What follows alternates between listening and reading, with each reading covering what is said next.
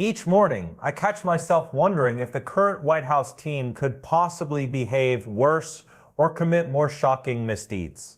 I also question whether Karoline Leavitt's performance could become any more disappointing. Yet somehow, day after day, my expectations are shattered. Today was particularly stunning when we spotted that jaw-dropping piece in The Atlantic, showing that the administration has confessed to wrongfully removing a legal resident from American soil. As you might imagine, Karoline Leavitt completely fell apart while trying to justify this appalling decision. But wait, there's more. She also faced tough questions from Peter Doocy, yes, that Fox reporter, regarding the administration's failing financial policies. We'll dive into everything, but first I'd appreciate if you could give this video a thumbs up.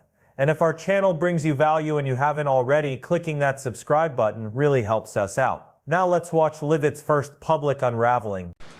Just changing subjects for 1 second. The administration has expressed a complete confidence in how all the deportation flights to El Salvador were conducted. But now that the administration has conceded that there was an error of one Salvadoran national, will there be any reviews conducted? And does the president express any thoughts on the one error that was disclosed in court last night? Well, first of all, the error that you are referring to was a clerical error. It was an administrative error. The administration maintains the position that this individual who was deported to El Salvador and will not be returning to our country was a member of the brutal and vicious MS-13 gang. That is fact number one. Fact number two, we also have credible intelligence proving that this individual was involved in human trafficking. I can't believe she's calling it a simple mistake.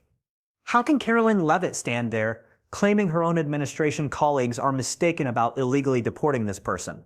It makes no sense. The excuses she tries to spin later in the press conference will make your stomach turn when she starts questioning this man's character without having any actual facts. Her only job is to be a mouthpiece and yes person for the administration, which she keeps doing right here without a shred of evidence to back up her claims. She's just making things up on the spot to defend the indefensible. A few questions about this deportation case. First, I wanted to clarify something that you said to Jeff a few minutes ago. You said you'd seen evidence that this man was a convicted gang member. In what court was he convicted and for what? This individual was an MS-13 ringleader. This individual was also engaged in human trafficking. And I'm glad you brought up this point again, because I would like to point out that if you just saw the headline from the insane, failing Atlantic magazine this morning, you would think this individual was Father of the Year, living in Maryland, living a peaceful life, when that couldn't be further from the truth. They didn't even mention in the title of that article, or even in the first paragraph, that this individual is an illegal criminal who broke our nation's immigration laws. He is a leader in the brutal MS-13 gang, and he is involved in human trafficking, and now MS-13 is a designated foreign terrorist organization. Foreign terrorists have no legal protections in the United States of America, and this administration is going to continue to deport foreign terrorists and illegal criminals from our nation's interior. But hold on, what does Karoline Leavitt actually know about what kind of father this man is? What does she really know about anything at all? I remember her first day on the job when she boasted, "I don't need a binder, I got it all going on up here." Yet since that moment, there hasn't been much happening in her head, besides hatred, fury, and bitter resentment. The whole situation is just so disturbing. She's truly terrible at her position. She can't lie convincingly. She fails at distracting people. She's unable to redirect attention. And she can't even provide clear responses, like when she was questioned about tariffs in this clip. Karoline. Sure. Karoline, Sure.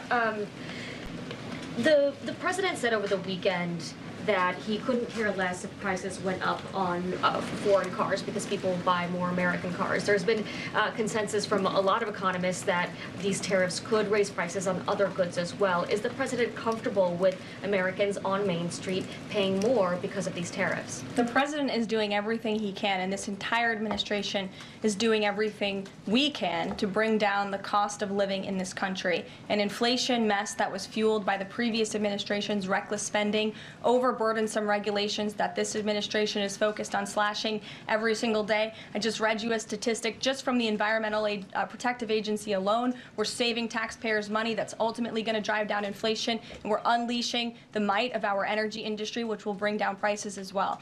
To the heart of your question, because this is very important to the American people, you should trust what this president did for you in his first term. He effectively utilized tariffs while driving down inflation. It was a record low 1.4% when he left office, and he's focused on getting back to that. It's unfortunate the previous administration left us in this mess.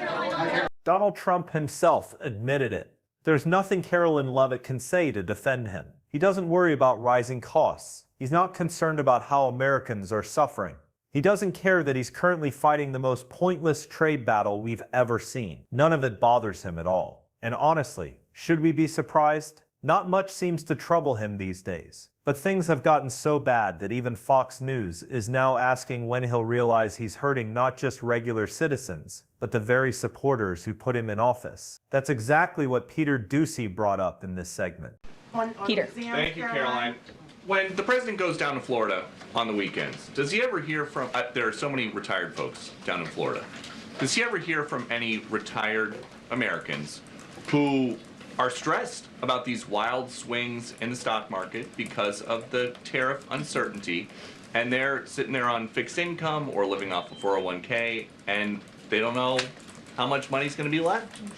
Well, certainly they are legitimate concerns, and the president takes those concerns very seriously, and he's addressing them every single day. And tomorrow's announcement is to protect future generations of the senior citizens you mentioned. It's for their kids and their grandkids to ensure that there are jobs here in the United States of America for their children to live the American dream, just like they presumably did. And as for their worries about their 401ks, their Social Security, I just addressed Social Security. This president is always going to protect it for our tax-paying senior citizens. As for their 401ks, look at what President Trump did for you in his first term. He is working on implementing that economic formula every single day by lowering inflation, lowering energy prices, massive deregulatory efforts, while simultaneously effectively implementing tariffs. And they'll hear more about that announcement tomorrow. And you said that When Peter Doocy starts questioning why this leadership is bringing so much money trouble to everyday folks, you know we've hit rock bottom. Peter Doocy! Can you believe it? We've reached a point where even Fox is challenging the administration. But that's our reality now. The economy is in shambles, and we're drowning in falsehoods. And naturally, we witnessed J.D. Vance last night, firing off tweets at Pod Save America's Jon Favreau trying to squirm his way out of this disgusting, unlawful removal. J.D. had to keep deleting his posts because he couldn't stop spreading misinformation, which Karoline Leavitt then attempted to clean up in this clip. Everyone who's been involved in these operations is focused on eradicating these criminals and terrorists from our communities. The Vice President said he was a convicted member of MS-13. What evidence is there to back that up? There's a lot of evidence, and the Department of Homeland Security and ICE have that evidence, and I saw it this morning. If there's so much evidence, then where is it? Show us. Where are these supposed facts you keep mentioning? Because you refuse to present them. You won't even name the people involved. This has been the pattern all along, operating through fear and intimidation, keeping everything hidden in the shadows. They don't want anyone to see what's really happening because they know they're violating the law. And when they finally face consequences, that's when they truly lose it. This administration is going to continue to deport foreign terrorists and illegal criminals from our nation's interior. But a judge ordered that he should remain in this country. So are you saying that it is okay to ignore a judge's ruling if you don't like it? Who does that judge work for?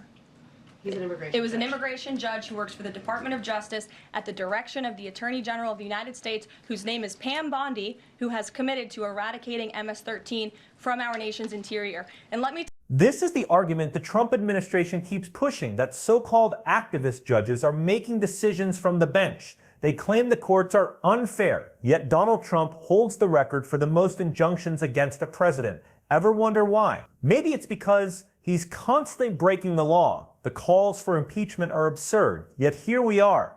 That's why today we saw Jamie Raskin question Newt Gingrich, who for some reason was appearing before a House committee about these relentless impeachment attempts. From California essentially invited us to accept the deportation of someone from America without any due process at all, which the administration has admitted was a mistake because now he's hypothesizing that person belongs to a different criminal gang and engaged in other different hypothetical crimes. And obviously, the reason why we have due process is because we can't try these cases in the Judiciary Committee of the House of Representatives. But just reading from a court document here, Plaintiff Abrego Garcia is not a member of, nor has any affiliation with Tren de Aragua, MS-13, or any other criminal or street gang.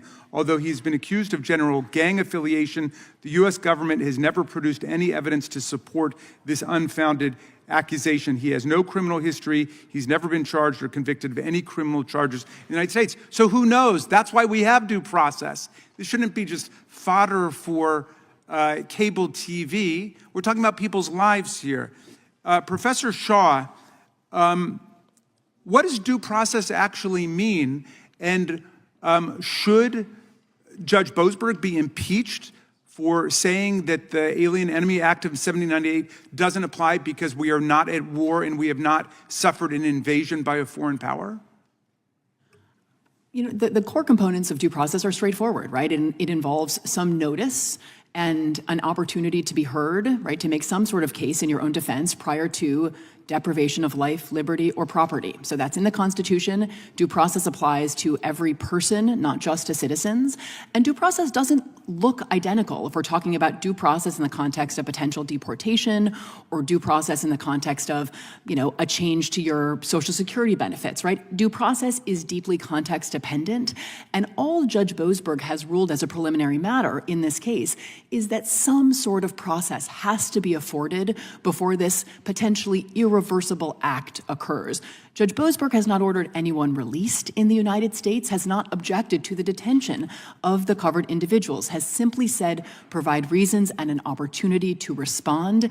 And follow the law, right? And follow the law. And it seems from public reporting as though there is real reason to believe that errors were made. My colleagues are calling for the impeachment of Judge Boasberg. Has there ever been a federal district judge, a federal appeals court judge, or a U.S. Supreme Court justice impeached because someone disagrees with the content of their ruling? We have no tradition of impeaching judges based on the contents of their rulings. We impeach them for bribery or corruption or habitual drunkenness on the bench. Speaker Gingrich, by the way, do you agree with the Republicans and with Donald Trump and Elon Musk who are calling for the impeachment of these judges? That's a yes or no. Yeah. I actually agree with Jefferson that impeachment is a cumbersome and difficult process, virtually impossible to achieve, which is why Jefferson— So you oppose the impeachment? Which is why Jefferson abolished 14 courts, because you can abolish— Okay, Professor Shaw, forgive me, you remember the 5-minute rule. I've got no more time. It's a yes or no question, and I didn't get an answer from you. The Chief Justice Roberts has said that the correct response to disagreement with a district court decision is to appeal. I just heard Speaker Gingrich call this a judicial coup d'etat, and he said the Chief Justice should stop lecturing the rest of us. Who's right? Is it Newt Gingrich or is it Chief Justice Roberts here? In this instance, Chief Justice Roberts. Chief Justice Roberts and the so-called Party of Justice and Accountability are anything but that. It's outrageous that they continue to cling to this label while doing the exact opposite. But we're here to expose the truth day in and day out. If you're on board with that, be sure to subscribe, give this video a thumbs up, and if you've watched all the way through, drop a blue heart in the comment.